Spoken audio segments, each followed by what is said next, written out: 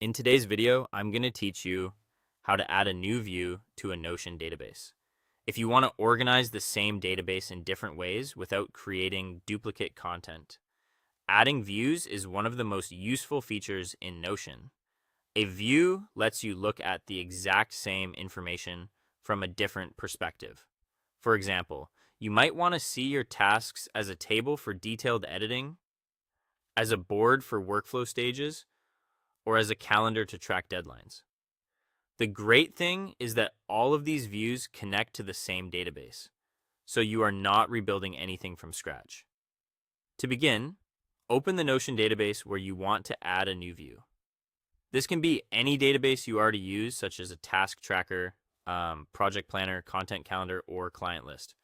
Once you are inside the database, look near the top of the database area for the current view name.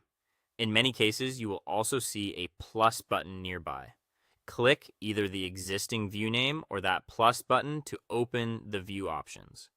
From the menu that appears, choose the option to add a new view. This is where Notion lets you create another way to display the same set of entries. After that, select the view type that best matches the way you want to work. You can choose from options like table-y, board, calendar, list, gallery, or timeline. Each one is useful for a different purpose. A table is great for structured information, a board works well for status-based workflows, and a calendar is especially helpful when your entries involve dates. Next, give your new view a clear and recognizable name. This is important because as you create more views over time, simple names make it much easier to switch between them quickly. Try to name the view based on its purpose, such as a deadline-focused calendar or a workflow board for active tasks.